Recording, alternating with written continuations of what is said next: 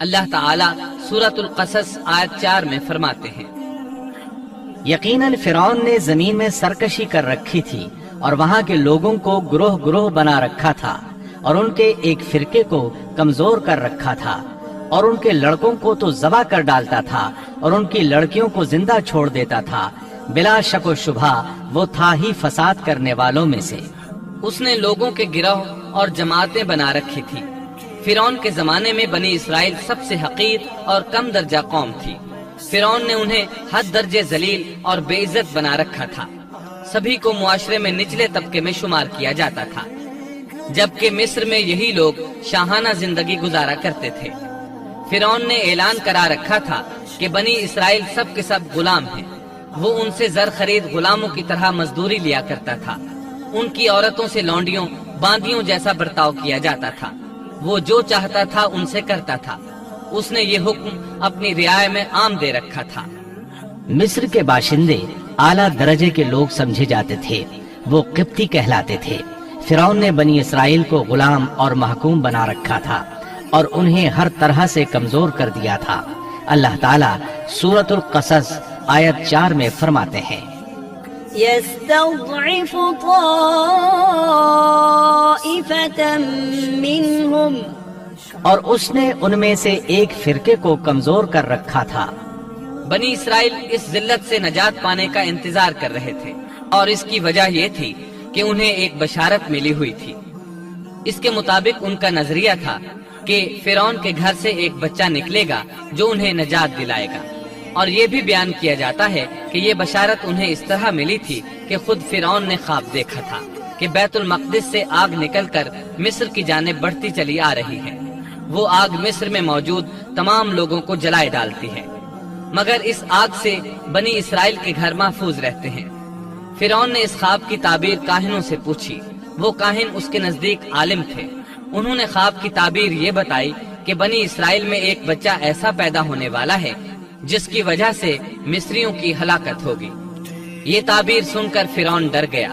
تب اس نے ایک خوفناک حکم جاری کیا، اقتلوا كل من يولد من بني اسرائيل،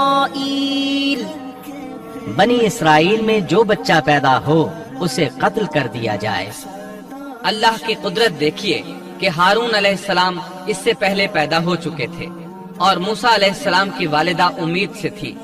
فرعون نے اپنا حکم یوں جاری کیا تھا کہ اگر ان کے ہاں بیٹے پیدا ہوں تو انہیں قتل کر دو، بیٹیاں پیدا ہوں تو انہیں زندہ چھوڑ دیا جائے۔ چنانچہ ایسا ہی کیا جانے لگا۔ ہر نو مولود بچے کو قتل کیا جانے لگا، بچیوں کو چھوڑ دیا جاتا۔ یہ تھا بچوں کو ذبح کرنے کا حکم جو بنی اسرائیل میں شروع ہوا۔ اس کا طریقہ انہوں نے یہ اختیار کیا کہ ہر حاملہ خاتون کی نگرانی شروع کر دی۔ دایا عورتوں کے ذمے یہ ڈیوٹی لگائی کہ حاملہ مستورات کی اطلاع دیں گی، اور جو دایا اطلاع نہ دیتی اسے بھی قتل کر دیا جاتا۔ اس طرح فرعون اور اس کے وزیروں کو ہر نو مولود سے باخبر رکھا جاتا تھا۔ ان دنوں سیدنا موسیٰ علیہ السلام کی والدہ اپنے حمل کے ابتدائی دنوں میں تھی۔ انہوں نے اس بات کو چھپائے رکھا اور دایا کا کام کرنے والی عورتوں سے بھی خود کو چھپائے رکھا، یہاں تک کہ درد ذہ کا وقت آ پہنچا اور انہوں نے بچے کو جنم دیا۔ اس بارے میں سوائے قریبی لوگوں کے کوئی نہیں جانتا تھا۔ بچے کی پیدائش کے بعد وہ فکر مند رہنے لگی۔ حمل کے دنوں میں تو انہوں نے خود کو چھپا لیا تھا، اب بچے کو کیسے چھپائیں؟ پھر بھی اپنی پوری کوشش کرتی رہیں، یہاں تک کہ ان کے پاس اللہ کا حکم آ گیا۔ یہ حکم اللہ نے ان کے دل میں ڈالا تھا، یعنی القاء کیا گیا تھا۔ یہ وہ وحی نہیں تھی جو پیغمبروں پر آتی ہے۔ سورۃ القصص آیت 7 میں ہے، وَأَوْحَيْنَا إِلَىٰ أُمِّ مُوسَىٰ أَنْ أَرْضِعِيهِ فَإِذَا خِفْتِ عَلَيْهِ فَأَلْقِيهِ فِي الْيَمِّ وَلَا تَخَافِي وَلَا تَحْزَنِي إِنَّا رَادُّوهُ إِلَيْكِ وَجَاعِلُوهُ مِنَ الْمُرْسَلِينَ۔ اور ہم نے موسیٰ کی ماں کو وحی کی کہ اسے دودھ پلاتی رہ، اور جب تجھے اس کی نسبت کوئی خوف معلوم ہو تو اسے دریا میں بہا دینا، اور کوئی ڈر خوف یا رنج غم نہ کرنا، ہم یقیناً اسے تیری طرف لوٹانے والے ہیں اور اسے اپنے پیغمبروں میں بنانے والے ہیں۔ مطلب یہ تھا کہ جب تفتیش اور تحقیق شروع ہو یا خطرات بڑھ جائیں تو اسے دریا میں ڈال دیں۔ امام اسمعی رحمت اللہ علیہ نے ایک بچی کو چند اشعار گنگناتے سنا تو کہنے لگے ان اشعار میں کتنی فصاحت ہے۔ اس بچی نے ان کی بات سن کر کہا اللہ تعالیٰ کے اس فرمان کے بعد کوئی فصاحت باقی نہیں رہ گئی۔ وَأَوْحَيْنَا إِلَىٰ أُمِّ مُوسَىٰ أَنْ أَرْضِعِيهِ فَإِذَا خِفْتِ عَلَيْهِ فَأَلْقِيهِ فِي الْيَمِّ وَلَا تَخَافِي وَلَا تَحْزَنِي إِنَّا رَادُّوهُ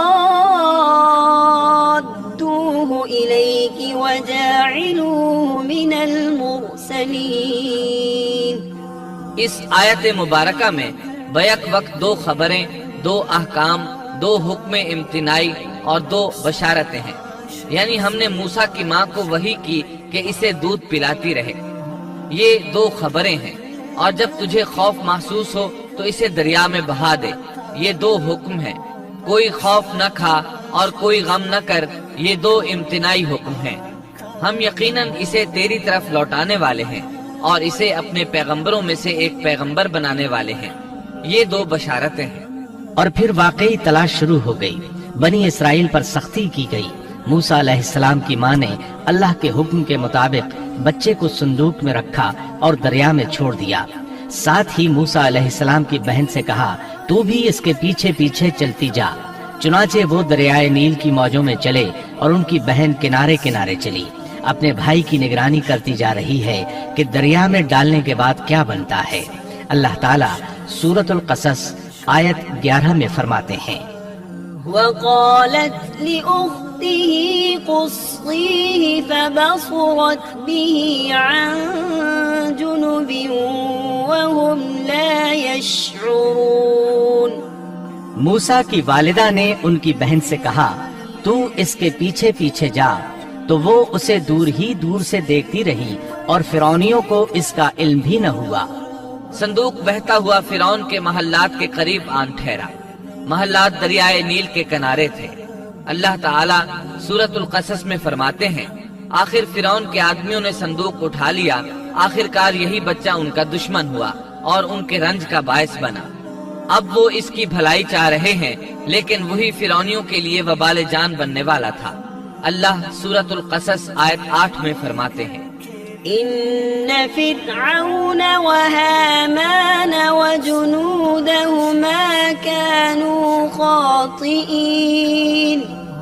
کچھ شک نہیں کہ فرعون اور حامان اور ان کے لشکر تھے ہی خطا کار۔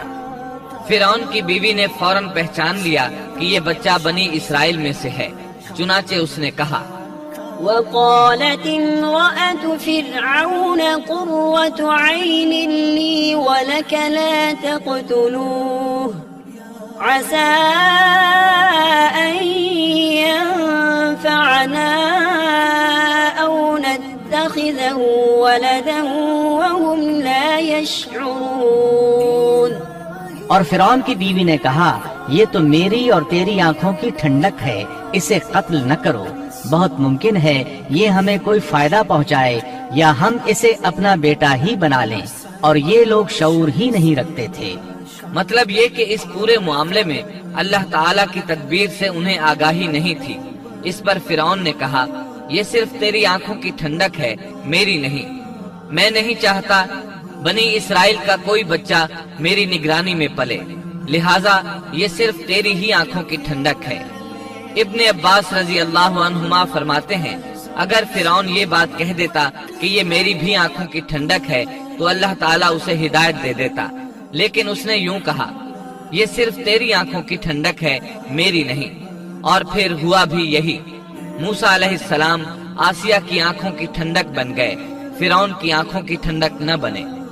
اللہ تعالیٰ سورۃ القصص آیت 10 میں فرماتے ہیں وأصبح فؤاد أم موسى فارغا اور موسیٰ کی والدہ کا دل بے قرار ہو گیا، یعنی اس کا دل موسیٰ علیہ السلام کی یاد کے علاوہ دنیا کی ہر چیز سے خالی ہو گیا۔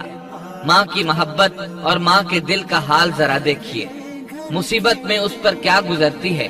وہ مہربانی جو ماں کے دل میں ہوتی ہے، وہ محبت جو صرف اسی دل کا خاصہ ہے، ہم مردوں کی جماعت اس کیفیت کو نہیں جانتی جو مصیبت کے وقت ماں کے دل پر گزرتی ہے۔ چنانچہ اللہ تعالیٰ فرما رہے ہیں اور موسیٰ کی والدہ کا دل بے قرار ہو گیا، یعنی موسیٰ علیہ السلام کی محبت کے سوا اس دل میں اور کچھ نہ رہا۔ ہر وہ چیز جو اسے دنیا میں پیاری تھی موسیٰ کی محبت پر غالب نہ آ سکی، بس دل میں موسیٰ ہی موسیٰ تھے۔ اللہ تعالیٰ سورۃ القصص آیت 10 میں فرماتے ہیں، إن كادت لتبدي به لولا أربطنا على قلبها لتكون من المؤمنين۔ قریب تھی کہ اس واقعے کو بالکل ظاہر کر دیتی اگر ہم ان کے دل کو ڈھارس نہ دے دیتے، یہ اس لیے کہ وہ یقین کرنے والوں میں رہے۔ اب دیکھیے اللہ تعالیٰ کے کام، ان کے نور چشم کو کس طرح ان کی طرف واپس لوٹایا۔ بچہ جب محل میں پہنچا تو اس نے دودھ کے لیے رونا شروع کر دیا۔ اس کے پاس دودھ پلانے والیاں لائی گئیں، لیکن بچے نے کسی عورت کا دودھ نہ پیا۔ آخر وہ بچے کو اٹھا کر باہر لائے۔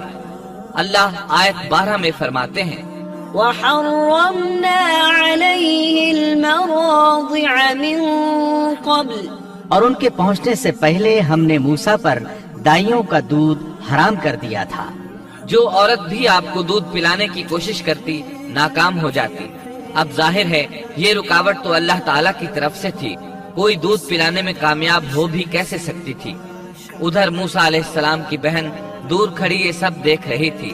سورۃ القصص آیت 12 میں ہے، فقالت هل أدلكم على أهل بيت يكفلونه لكم وهم له ناصحون۔ یہ کہنے لگیں کیا میں تمہیں ایسا گھرانہ نہ بتاؤں جو اس بچے کی تمہارے لیے پرورش کرے اور ہوں بھی وہ اس بچے کے خیر خواہ۔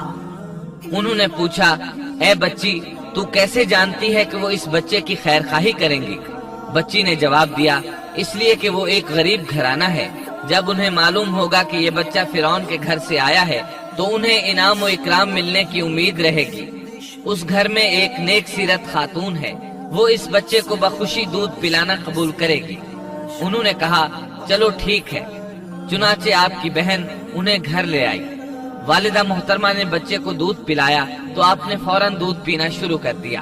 سیدہ آسیہ نے ان کی طرف پیغام بھیجا کہ وہ محل میں آ جائے اور جب تک بچہ دودھ پیتا رہے وہ اس کے پاس محل ہی میں رہے، لیکن موسیٰ علیہ السلام کی ماں نے انکار کر دیا۔ انہوں نے کہا میرے اہل و عیال ہیں، میرے خاوند بھی ہیں، لہٰذا ان کے ہوتے ہوئے میں گھر نہیں چھوڑ سکتی۔ اب چونکہ بچے نے کسی اور کا دودھ پینا قبول نہیں کیا تھا اس لیے وہ خود بچے کو لے کر آتے تھے۔ اس طرح موسیٰ علیہ السلام کی والدہ کا بے حد احترام ہونے لگا۔ فرعون کے ہر کارے تحفے تحائف ان کے گھر لانے لگے۔ اللہ تعالیٰ آیت 13 میں فرماتے ہیں، فرددناه إلى أمه كي تقر عينها ولا تحزن ولتعلم أن وعد الله حق ولكن أكثرهم لا يعلمون۔ پس ہم نے اسے اس کی ماں کی طرف واپس پہنچایا تاکہ اس کی آنکھیں ٹھنڈی رہیں اور آزردہ خاطر نہ ہو، اور جان لے کہ اللہ کا وعدہ سچا ہے لیکن اکثر لوگ نہیں جانتے۔ اس طرح موسیٰ علیہ السلام شاہی محل میں پلنے بڑھنے لگے، یہاں تک کہ 18 سال کے خوبرو نوجوان ہو گئے۔ اللہ تعالیٰ آیت 14 میں فرماتے ہیں، ولما بلغ أشده واستوى آتيناه حكما وعلما وكذلك نجزي المحسنين۔ اور جب موسیٰ اپنی جوانی کو پہنچ گئے اور پورے توانا ہو گئے تو ہم نے انہیں علم و حکمت عطا فرمایا، نیکی کرنے والوں کو ہم اسی طرح بدلہ دیا کرتے ہیں۔